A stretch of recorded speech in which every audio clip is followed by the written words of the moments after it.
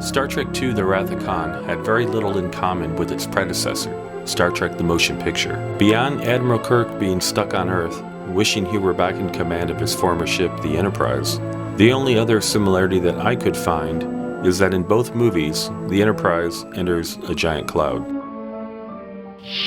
Khan is also unlike its other predecessor, the original series episode Space Seed. But the more I think about it, the more it seems likely that The Wrath of Khan used another original series episode as a template.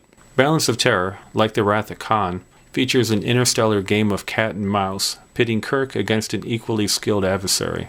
While they certainly have their differences, in this video, we'll explore 11 striking similarities between The Balance of Terror and The Wrath of Khan. Be sure to stick around to find out which other episode heavily influenced The Wrath of Khan. All of this and more, and we're starting right now. Number 1.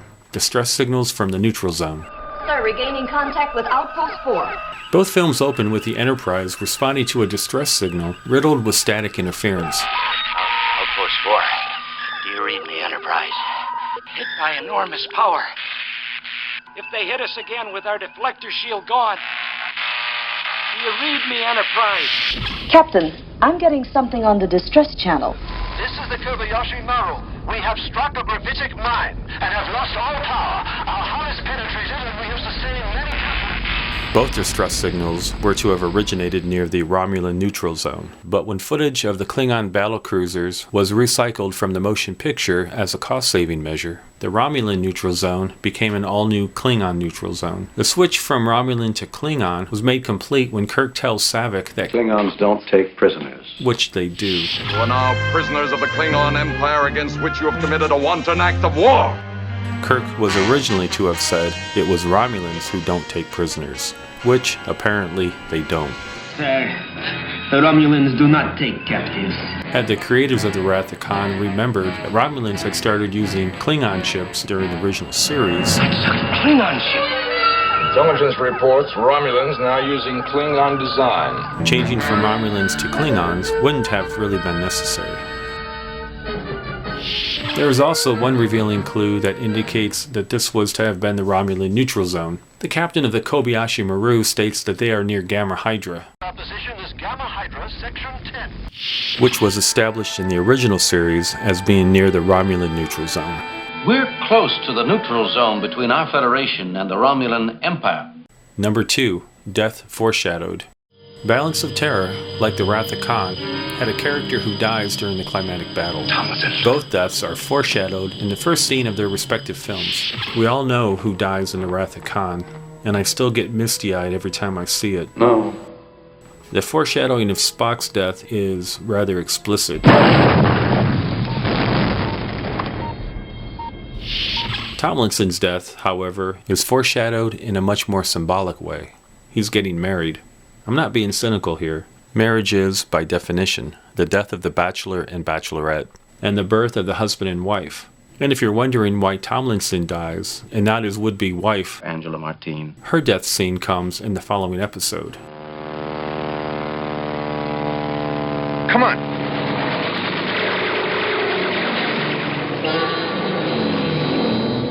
Angela. Number 3. Enemy Weapon. Both ships possess an immensely powerful weapon that the Enterprise must outrun using emergency warp speed. In the TV show, the weapon is shown coming toward the screen. Limited range. Go, Zulu. Note the opposite approach used in the movie, where the Enterprise is shown warping away. Number 4. Heart-to-heart talk. Kirk and McCoy have an intimate talk in Kirk's quarters. What if I'm wrong? This happened only 2 or 3 times in the original series, I don't really expect an answer, and only once in the movies. but I've got one. Don't mince words, Bones. What do you really think? Jim, I'm your doctor, and I'm your friend. Get back your command. Get it back before you really do grow old. Number 5. A spy among the crew. It's a rather minor point, as having a spy among the crew is only suggested in Balance of Terror. I'm pointing out that we could have Romulan spies aboard this ship. But it actually happens in The Wrath of Khan. Sorry, I don't know. Check out. Your Excellency, have you been listening?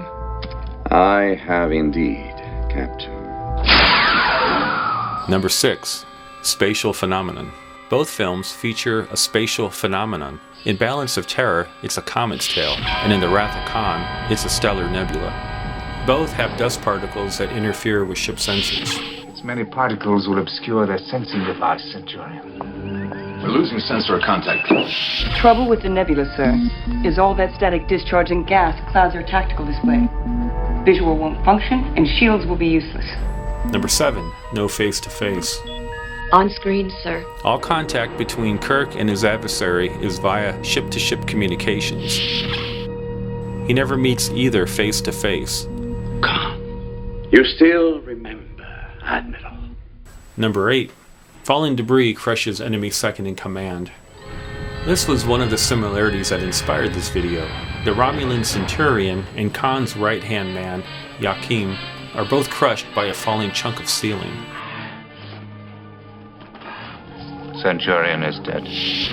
While we do not really know the design or layout of the Romulan bird of prey, we do know the layout of the Reliant, and therefore must ask the $64,000 question. Where did that giant beam come from anyway? I shall avenge you. Number 9. Spock saves the ship. In each film, Spock enters a room filled with a deadly poison in order to save the ship.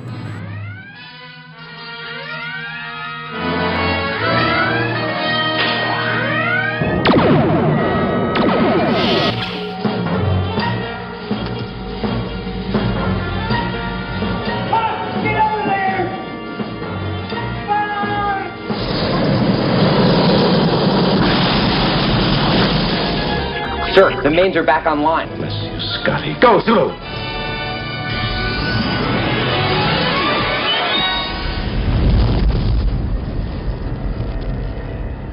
Number 10. Enemy ship design. The Romulan bird of prey and the USS Reliant have a remarkably similar design. The two ships were to have originally been more similar. Here's the story behind the design of the Reliant.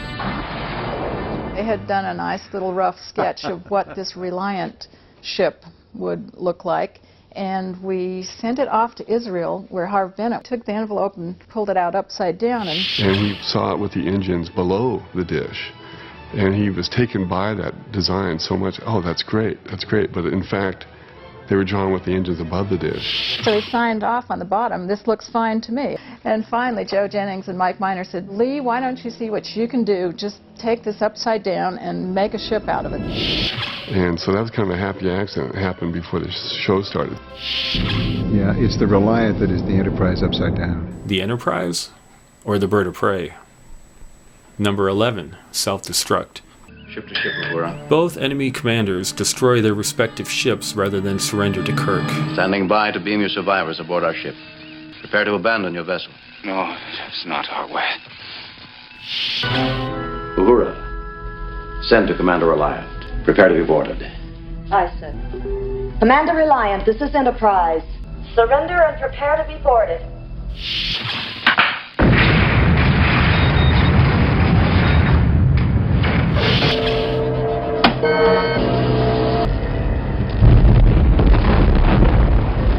Do you think I've made a compelling case for why I believe Balance of Terror was a template for The Wrath of Khan? Let me know in the comments section below. Also let me know if you've noticed any similarities that I've missed. And now, which other original series episode did the creators of The Wrath of Khan draw inspiration from? It's The Deadly Years. I've provided a rundown of those similarities in a sequel to this video. You can check it out and judge for yourself right now. Also be sure to like this video and subscribe to my channel so you don't miss any upcoming videos. Thank you for watching. Till next time, live long and prosper.